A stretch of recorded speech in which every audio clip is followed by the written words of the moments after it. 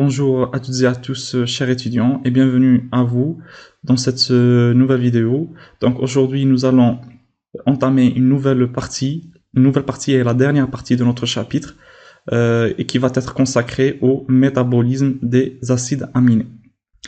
La présentation de notre cours va être organisée comme suit. Donc tout d'abord, nous allons voir une vue d'ensemble, une vue globale sur le métabolisme des acides aminés. Ici, nous allons voir quelles sont les origines et quelles sont les destinées des acides aminés dans l'organisme. Ensuite, nous parlerons du catabolisme des acides aminés. Et vous allez constater que le catabolisme des acides aminés va se passer en deux grandes phases. Tout d'abord, l'élimination de l'azote aminé, puis le catabolisme du reste de la chaîne carbonée. Par la suite, nous passerons à la synthèse plutôt des acides aminés. Puis à la fin, nous aurons un bref aperçu sur la transformation des acides aminés en molécules d'intérêt biologique. Commençons tout d'abord par la vue d'ensemble ou bien la vue globale sur le métabolisme des acides aminés.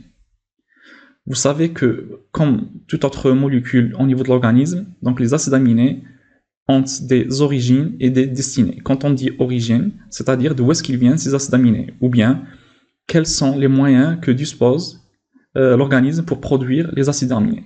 Et quand on dit destinée, ça veut dire qu'en quelque sorte c'est la destination métabolique de ces acides aminés, ou bien, d'un autre terme, qu'est-ce qui va leur arriver à ces acides aminés? Qu'est-ce qui va arriver à ces acides aminés? Quel sera leur destin ou bien leur destinée? Tout d'abord, on va commencer par les origines. Donc, vous savez que les acides aminés peuvent soit être produits de nouveau, donc à partir de la synthèse des acides aminés, ça c'est l'anabolisme. Donc, les acides aminés peuvent provenir de la synthèse des acides aminés, ou bien ils peuvent provenir aussi de la dégradation des protéines, ou bien ce qu'on appelle le turnover des protéines. Donc, comme vous le savez, comme on l'a déjà dit auparavant, donc les protéines dans l'organisme sont en perpétuelle synthèse et dégradation. Donc, sont en perpétuel renouvellement. Certaines protéines se dégradent et d'autres se forment de nouveau. Donc, il y a un certain recyclage des protéines. Et à chaque fois qu'il y a dégradation des protéines, il va y avoir libération des acides aminés de cette protéine-là. Ces acides aminés-là, une fois libérés, ils peuvent avoir plusieurs destinées. Par exemple, ils peuvent être transformés pour soit reformer des protéines ou bien former d'autres molécules d'intérêt biologique. Ils peuvent aussi être dégradés, c'est le catabolisme des acides aminés, et ce catabolisme-là va se passer en deux phases. Tout d'abord, l'enlèvement de l'amine de l'acide aminé, donc l'arrachement ou bien l'élimination de l'azote aminé de l'acide aminé. Ensuite, le catabolisme en second lieu de la chaîne carbonée. Donc le catabolisme du reste de la chaîne carbonée. Donc voilà, donc les acides aminés proviennent de la synthèse de nouveau des acides aminés, c'est l'anabolisme, de la dégradation des protéines, c'est la protéolyse. Ces acides aminés par la suite peuvent soit être transformés en des molécules d'intérêt biologique ou bien en protéines, ou bien ils peuvent être dégradés et leur dégradation va se passer en deux phases, en deux étapes. L'enlèvement tout d'abord de la fonction amine ou bien de l'azote aminé, ensuite la dégradation du reste de la chaîne carbonée. Nous, donc, dans ce cours, nous allons nous baser surtout sur le catabolisme des acides aminés. Et nous allons commencer justement par ce catabolisme-là. Voilà, catabolisme des acides aminés. Donc, comme vous le savez, comme on vient de le dire, donc le catabolisme des acides aminés va se passer en deux étapes. Tout d'abord, l'enlèvement de l'azote aminé. L'enlèvement de l'azote aminé qui va être, quand on dit azote aminé, c'est-à-dire la fonction en quelque sorte de amine de l'acide aminé. Cette fonction amine, une fois enlevée, va être éliminée. Va être éliminée sous quelle forme? Soit sous forme d'urée au niveau du foie, donc elle va être transformée, donc cet azote-là va être transformé en urée et éliminé par les urines, donc cette transformation en urée se fait au niveau du foie, ou bien elle est transformée en ammonium, et ça c'est au niveau du rein. Donc l'ammonium aussi est éliminé éliminé plutôt avec les urines. Donc tout d'abord la première étape c'est l'enlèvement de l'azote aminé qui va être transformé soit en urée, soit en ammonium. En urée au niveau du foie, en ammonium au niveau rénal. Que ce soit l'urée ou bien l'ammonium, les deux sont éliminés par les urines. Ça c'est la première étape. Donc vous voyez que ici, par exemple, vous avez un acide aminé. Donc quand on enlève la fonction amine à l'acide aminé, donc quand il y a départ de cette fonction-là de l'acide aminé, qu'est-ce que ça va nous donner? Ça va nous donner de l'acide alpha-cétonique. Donc, comme si cette fonction aminée ici va être enlevée et elle va être remplacée par une fonction cétone. Donc ici, vous avez un acide aminé. Pourquoi? Parce que vous avez une fonction amine, plutôt une fonction acide, une fonction amine, les deux liés au carbone alpha. De ce fait, ici, vous avez un acide aminé. Lorsque vous allez enlever la fonction amine et que vous la remplacez par une fonction cétone, vous allez avoir un acide alpha-cétonique. Cétonique, pourquoi? Parce que ici, vous avez une fonction cétone. Et pourquoi alpha-cétonique? Pourquoi? Parce que la fonction cétone est portée par le carbone alpha.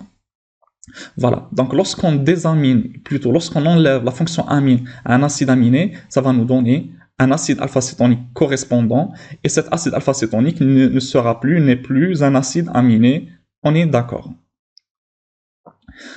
Donc, au moment qu'il y a formation de cet acide alpha-cétonique, il y a départ, donc ça on le sait, de la fonction amine ici, et le départ va se faire sous forme d'ammoniac, ou bien NH3. NH3, c'est de l'ammoniac.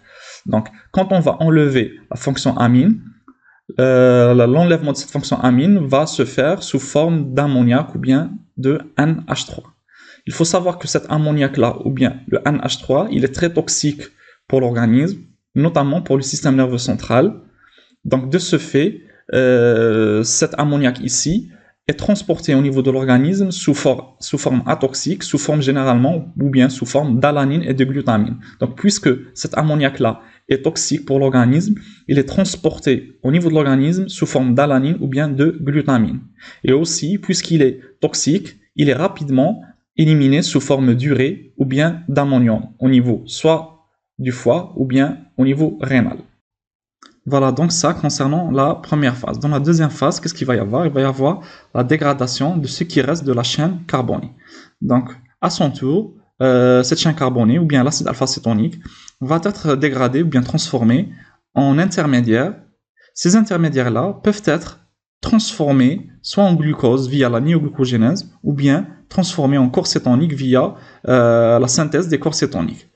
Donc c'est pour cela que, souvenez-vous, lorsqu'on avait fait la classification des acides aminés, nous avons dit qu'il y en a certains qui donnaient, après dégradation du glucose, on les appelait les glucoformateurs ou bien les glucogéniques, d'autres donnaient des corps cétoniques et on les appelait dans ce cas les acides aminés cétoformateurs ou bien cétogéniques. Voilà.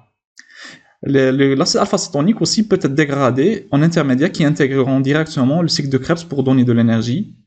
Quoi qu'il en soit, la finalité sera la même, que ce soit le glucose ou bien les corps cétoniques ou bien directement à l'intérieur du cycle de Krebs, il va y avoir en finalité la production de l'énergie, donc la finalité sera la même, donc la dégradation de l'acide alpha-cétonique va produire de l'énergie. Commençons tout d'abord par l'enlèvement de l'azote aminé. Donc aujourd'hui nous allons voir l'enlèvement de l'azote aminé ou bien la phase 1, celle-là. Voilà, comme on vient de le dire, c'est la première étape du catabolisme des acides aminés. Donc, le catabolisme des acides aminés passe premièrement par l'enlèvement de l'azote aminé.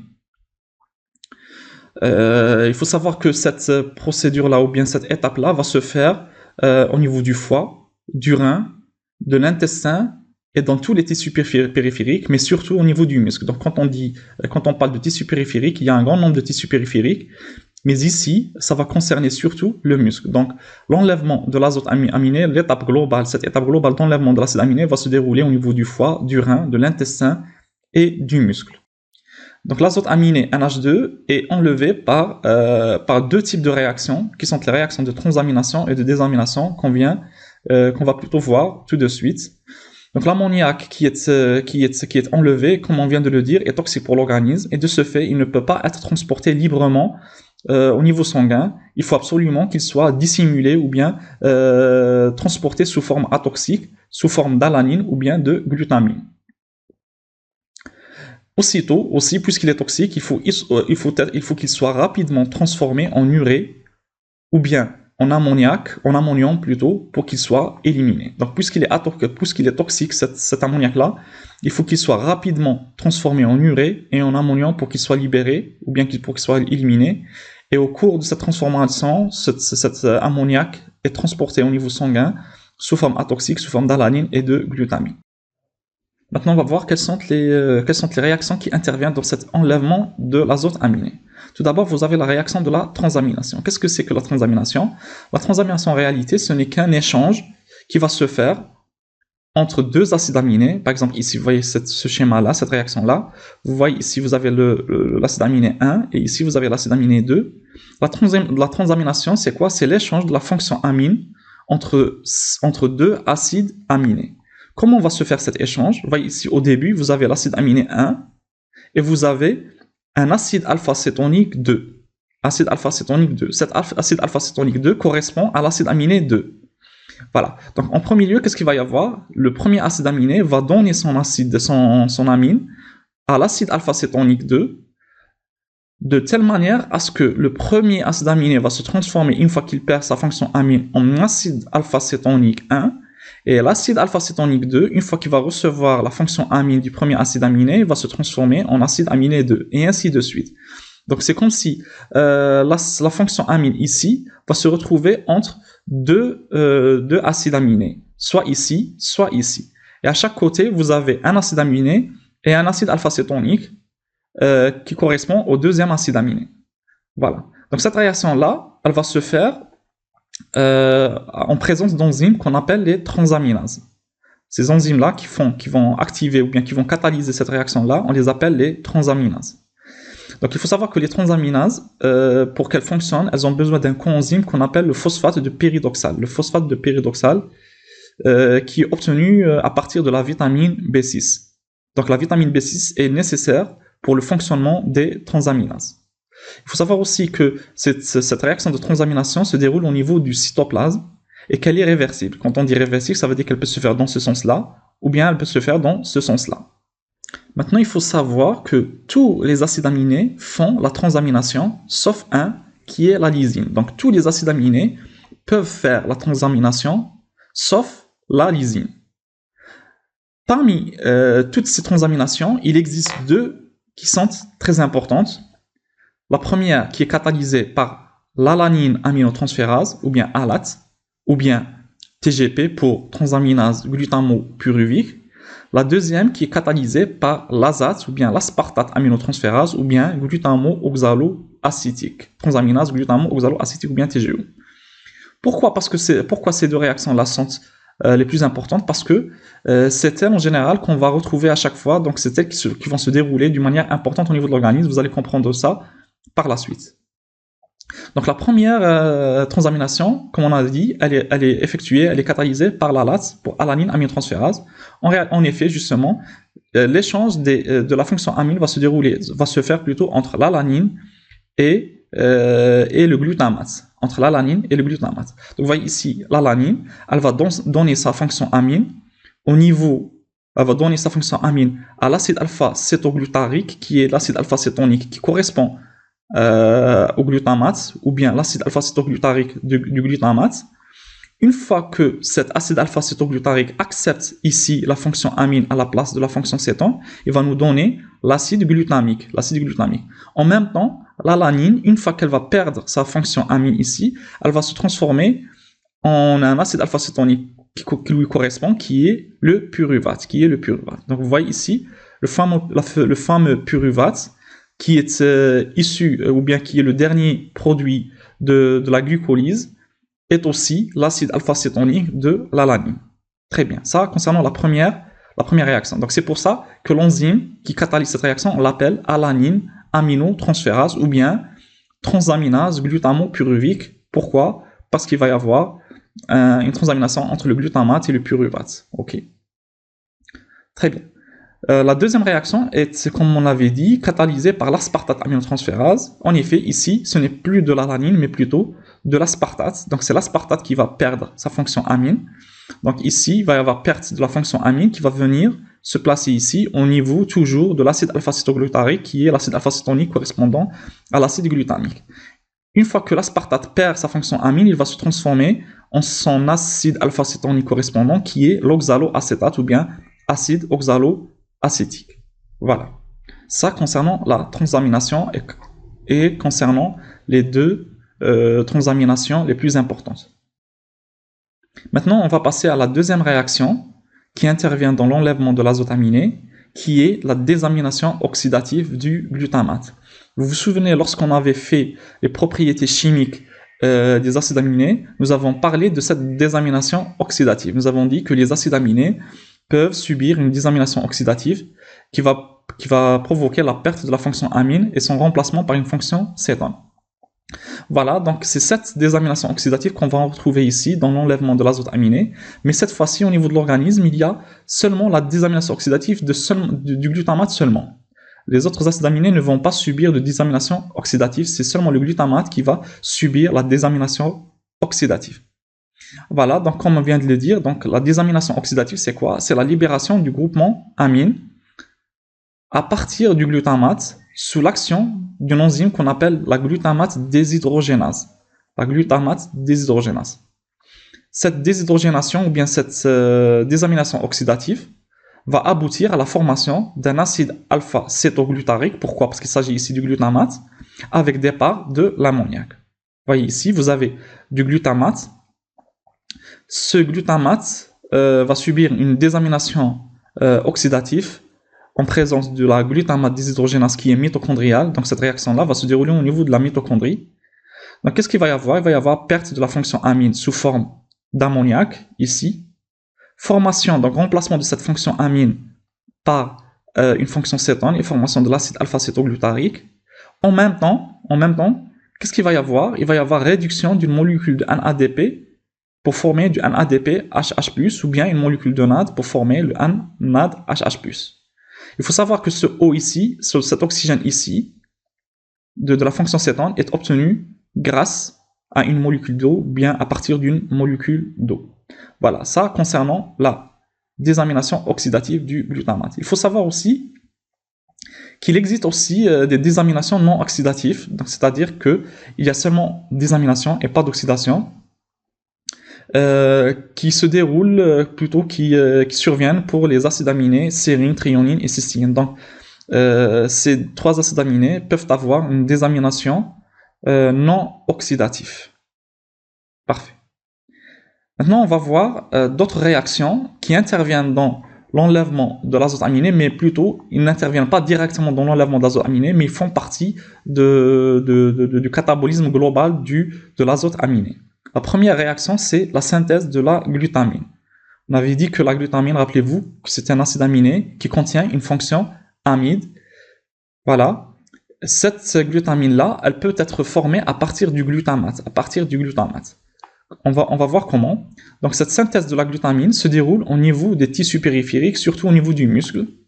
Donc c'est la synthèse de la glutamine à partir du glutamate. Donc comme on vient de le dire, cette glutamine-là peut être obtenue grâce au glutamate via une enzyme qu'on appelle la glutamine synthase cytosolique. Cytosolique, ça veut dire que cette enzyme-là se trouve au niveau du cytoplasme.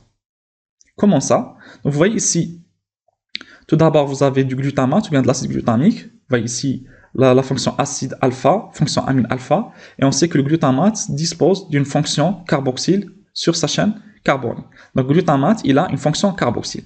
Donc à partir de ce glutamate-là, on peut obtenir de la glutamine. Vous voyez ici, à la place de la fonction carboxyle, vous avez une fonction amide. Vous voyez, une fonction amide. Ça, c'est une fonction amide. Comment ça? Grâce à la glutamine synthase qui va intégrer une molécule d'ammoniac libre dans ce glutamate-là, ici, au niveau de sa fonction carboxyle. Donc le glutamate, c'est plutôt l'ammoniac ici, ou bien le NH3, va réagir avec la fonction carboxyle ici pour donner la fonction amide de la glutamine. Il faut savoir que cette réaction-là demande une consommation d'ATP, donc demande de l'énergie. Il va y avoir hydrolyse d'une molécule d'ATP en même temps. Voilà. Donc vous voyez ici, si vous observez bien, cet ammoniac-là, comme s'il a été dissimulé à l'intérieur de la glutamine. Donc c'est pour cela que la glutamine représente la forme de transport atoxique de l'ammoniac. Donc la glutamine porte en elle de l'ammoniac sous forme dissimulée, et ça va permettre de le transporter d'une manière atoxique. Donc cette glutamine-là, une fois qu'elle est formée à partir du glutamate et l'ammoniac, elle va se déplacer au niveau sanguin, et en se déplaçant comme si elle transportait avec elle l'ammoniac. Donc c'est pour ça qu'on dit que la glutamine, c'est la forme de transport atoxique de l'ammoniac. Parfait. Ensuite, une fois que cette glutamine-là est arrivée à sa destination, cette glutamine-là, comme on vient de le dire, qui transporte l'ammoniac, une fois qu'elle arrive à sa destination, qu'est-ce qui va lui arriver? Il faut qu'elle relargue en quelque sorte cet ammoniac qu'elle transportait. Donc, elle le relâche comment? Donc, elle va le relâcher grâce à l'hydrolyse de cette glutamine-là. Voilà, donc la glutamine qu'on vient de former, elle va passer dans la circulation sanguine et va transporter l'ammoniac vers le rein et vers l'intestin. On va voir comment. Dans ces organes, il y a reformation du glutamate à partir de la glutamine sous l'action d'une glutaminase avec libération de ce fameux ammoniac. Donc voilà, la glutamine qu'on vient de former ici, une fois qu'elle est transportée vers le rein et vers l'intestin, elle va subir l'action d'une glutaminase qui va hydrolyser en quelque sorte cette liaison, cette fonction amide-là, et ça va provoquer la libération de l'ammoniac et la régénération de l'acide glutamique. Donc cette réaction-là se déroule aussi au niveau mitochondrial. Donc la glutamine, une fois qu'elle est formée, elle va être transportée au niveau du rein et au niveau de l'intestin. Souvenez-vous de ça, on va voir ça par la suite. Maintenant, on va voir le déroulement de cette étape-là dans chaque organe. Donc on vient de voir quelles étaient les réactions qui intervenaient dans l'enlèvement de l'azote aminé. Maintenant, on va voir en détail comment est-ce que cet enlèvement va se dérouler au niveau des différents organes. Commençons par le muscle. Au niveau musculaire, qu'est-ce qu'il va y avoir? Voilà, donc ici, dans le muscle, il va y avoir enlèvement de l'azote aminé des acides aminés musculaires. Maintenant, d'où est-ce qu'ils viennent ces acides aminés musculaires? Eh bien, tout simplement, les acides aminés musculaires viennent de la protéolyse des protéines musculaires. Donc, on avait dit que les protéines de l'organisme étaient en perpétuel renouvellement, donc certaines sont dégradées au moment que d'autres sont formées. Donc lorsqu'il y a dégradation des protéines musculaires, vous savez aussi que le muscle contient beaucoup de protéines, donc à chaque fois qu'il y a dégradation des protéines musculaires, il va y avoir libération des acides aminés de ces protéines-là, et ces acides aminés peuvent soit être réutilisés ou bien recyclés, ou bien ils peuvent être dégradés. Donc quand ils sont dégradés, ils vont suivre ce chemin-là. Donc tout d'abord, qu'est-ce qu'ils vont faire ces acides aminés? La première des choses, c'est quoi? C'est la transamination. Donc ces acides aminés vont faire une transamination avec le glutamate. Donc transamination des différents acides aminés libérés avec le glutamate. Donc ici l'enzyme qui va catalyser ça va être une aminotransférase. Par exemple, si vous avez ici de la glycine, ça va être une glycine aminotransférase. Donc il va y avoir échange de la fonction amine entre l'acide aminé et le glutamate. Donc l'acide aminé va céder sa fonction amine à l'alpha-cétoglutarate, qui est l'acide alpha-cétonique du glutamate, pour donner du glutamate. En même temps, une fois qu'il va céder son acide aminé, l'acide aminé va se transformer en son acide alpha-cétonique correspondant. Très bien. Ensuite, ce glutamate ici qui a été formé va à son tour faire une transamination, une deuxième transamination. Cette fois-ci, il va la faire avec l'alanine grâce à l'enzyme qu'on avait vu tout à l'heure, qui est l'alanine aminotransférase. Donc le glutamate va de nouveau relarguer sa fonction amine, il va de nouveau nous donner de l'acide alpha-cétoglutarate, plutôt alpha-cétoglutarate, voilà, et l'acide aminé qui a été libéré, où est-ce qu'il va partir?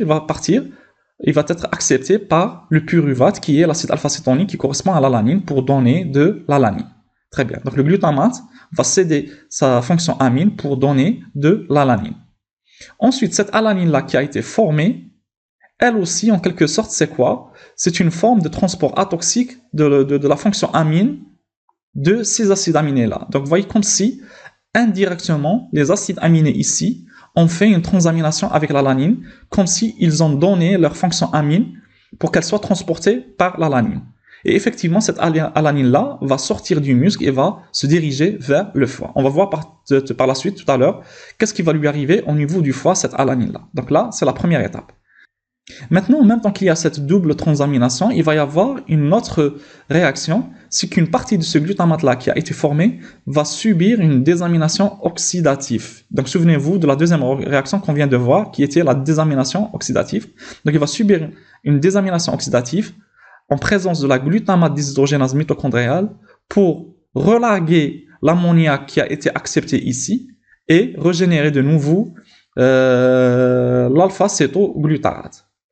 Par la suite, cet ammoniac ici qui a été libéré va s'associer aussi avec une partie du glutamate qui a été formé ici pour former la glutamine grâce à la glutamine synthèse. Donc il va y avoir dissimulation de cet ammoniac ici dans de la glutamine grâce à l'enzyme qui est la glutamate synthétase.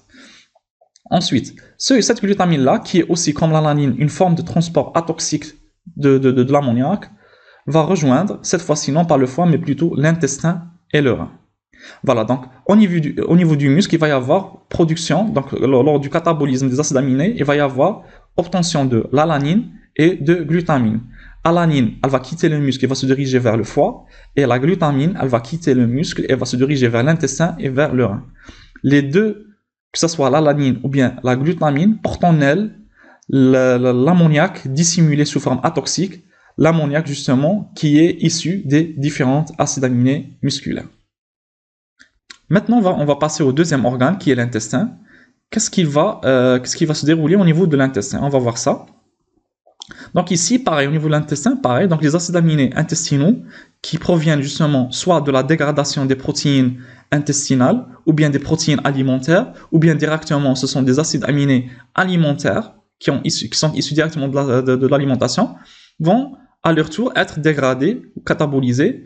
Comment cela? Donc ils vont faire eux aussi comme au niveau musculaire, une transamination avec le glutamate. Donc les acides aminés vont faire une transamination avec le glutamate, ils vont céder leur fonction amine, ils vont donner l'acide alpha-cétonique correspondant, la fonction amine va être captée par l'alpha-cétoglutarate pour donner le glutamate. L'enzyme, c'est l'acide aminé aminotransférase, par exemple glycine aminotransférase ou bien leucine aminotransférase, etc. Ensuite, le glutamate va faire une deuxième transamination, et cette fois-ci avec l'alanine, grâce à l'alanine aminotransférase. Et par la suite, l'alanine, comme au niveau musculaire, va rejoindre le foie. Donc ça, c'est pareil.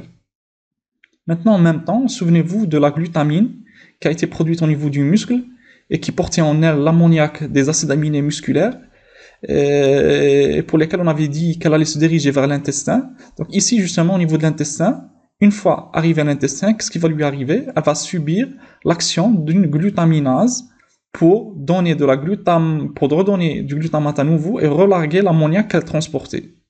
Donc l'ammoniac musculaire qu'elle transportait va être de nouveau relargué au niveau intestinal grâce à la glutaminase. Donc la glutamine ici, va subir l'action d'une glutaminase pour donner du glutamate. Donc il va y avoir hydrolyse de la fonction amide de la glutamine pour donner du glutamate et libération de l'ammoniac qui a été transporté du muscle. Cet ammoniac ici, à son tour, qu'est-ce qu'il va faire? Il va rejoindre le foie. Donc il va rejoindre le foie d'une manière libre. Maintenant, vous allez me poser une question, vous allez me dire, nous avons dit que l'ammoniac, puisqu'il était toxique, il ne pouvait pas être transporté au niveau sanguin d'une manière libre, sous forme libre. Comment est-ce que ici, il va être transporté de l'intestin vers le foie sous forme libre? En effet, donc l'ammoniac, dans tous les cas, est transporté sous forme atoxique au niveau sanguin, donc sous forme d'alanine ou bien de glutamine. Sauf ici c'est une exception. Donc l'ammoniac intestinal qui a été produit au niveau intestinal, il va être transporté vers le foie via la veine porte, sous forme libre, non atoxique. Donc c'est la seule exception du transport libre de l'ammoniac au niveau de l'organisme. Donc c'est seulement au niveau de la veine porte que l'ammoniac est transporté sous forme libre.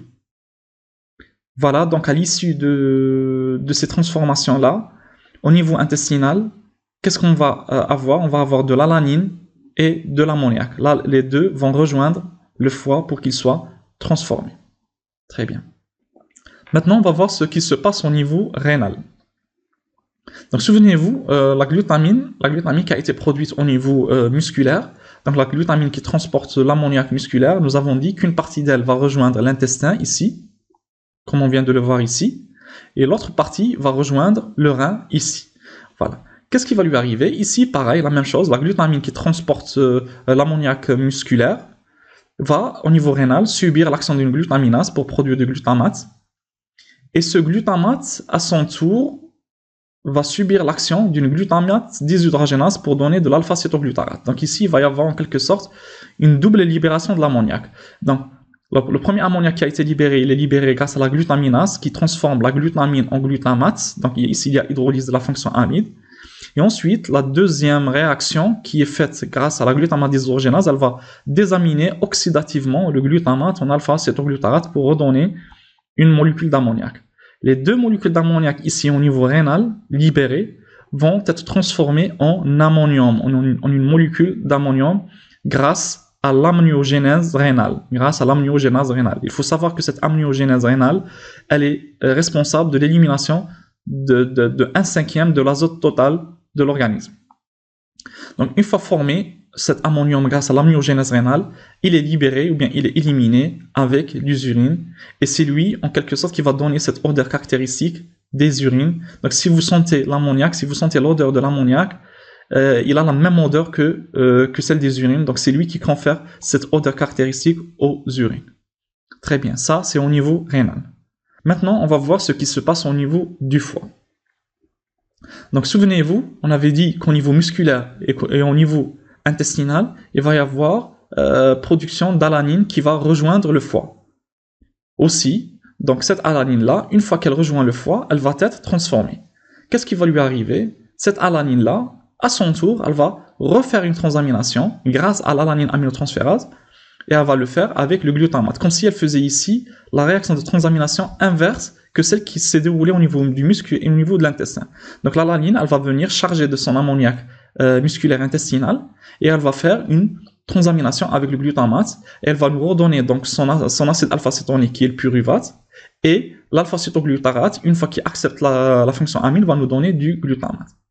Ensuite, le glutamate à son tour, qu'est-ce qu'il va faire? Il va faire aussi une autre transamination, mais cette fois-ci, il va le faire il va le faire avec de l'aspartate grâce à l'aspartate aminotransférase. Donc ici, le glutamate va redonner de l'alpha-cétoglutarate, il va céder son ammoniac, il va le donner à l'oxaloacétate pour générer l'aspartate. Donc l'oxaloacétate, c'est l'acide alpha-cétonique de l'aspartate.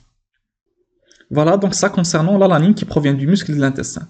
Maintenant, le foie, comme pour les autres organes, possède ces acides aminés à lui. Donc ces acides aminés à lui aussi peuvent être dégradés. Ces acides aminés, d'où est-ce qu'ils proviennent? Ils proviennent aussi par exemple de la dégradation des protéines hépatiques ou bien des acides aminés sanguins qui se trouvent libres au niveau sanguin et qui sont transportés vers le foie. Donc si ces acides aminés doivent être dégradés, ils vont aussi subir cette double transamination. Donc tout d'abord, ils vont être transaminés avec le glutamate grâce à l'acide aminé aminotransférase. Donc ils vont donner à l'acide alpha-cétonique qui cède leur fonction amine qui va être acceptée par l'acide alpha-cétoglutarate pour donner le glutamate. Ensuite, ici, pareil, la même chose, le glutamate va faire une transamination avec l'aspartate grâce à l'aspartate aminotransférase. Donc il va céder son amine pour régénérer l'acide alpha-cétogglutarique et cet acide aminé va être accepté par l'oxaloacétate qui est l'acide alpha-cétonique de l'aspartate pour nous donner de l'aspartate. En même temps, qu'est-ce qu'il va y avoir? Une partie de ce glutamate-là qui a été formé ici va subir l'action de la glutamate déshydrogénase pour donner de l'alpha-cétoglutarate et relarguer l'ammoniac. Maintenant, cette aspartate qui a été formée ici et l'ammoniac qui a été libéré ici, avec, souvenez-vous, de l'ammoniac qui provient de l'intestin, nous avons dit que à partir de l'intestin, l'ammoniac est transporté d'une manière libre vers le foie. Donc ici, vous avez l'ammoniac qui a été obtenu grâce à la glutamate déshydrogénase hépatique, mais vous avez aussi l'ammoniac qui a été acheminé par la veine porte à partir de l'intestin. Donc cet ammoniac-là, ici libre, avec l'aspartate, vont être utilisés par le foie pour faire ce qu'on appelle l'uréogénèse hépatique ou bien le cycle de l'urée pour produire l'urée. Donc il faut savoir que cette uréogénèse hépatique est responsable de l'élimination de 4/5 de l'azote total. Donc une fois que l'aspartate et le NH3 ont été utilisés pour former l'urée, donc comme si tout l'ammoniac ici a été transformé en urée, cette urée-là, elle va être éliminée avec les urines. Donc c'est ainsi que l'organisme libère 4/5 de son azote total à l'extérieur de l'organisme. Voilà. Donc ici, vous allez conclure que l'ammoniac qui est issu du catabolisme des acides aminés peut être éliminé en dehors de l'organisme par deux moyens, soit via l'uréogénèse hépatique ou bien le cycle de l'urée qu'on va voir la séance prochaine, ou bien à partir de l'amniogénèse rénale qu'on vient de voir juste avant cette diapo. Très bien. Ici, je vais vous rajouter une information, c'est que, voyez ici le pyruvate qui a été obtenue grâce à la transamination de l'alanine. Donc l'alanine ici, une fois qu'elle a fait, donc il faut savoir que cette alanine-là provient du muscle et de l'intestin. Elle achemine avec elle l'ammoniac qui a été libéré au niveau musculaire et intestinal.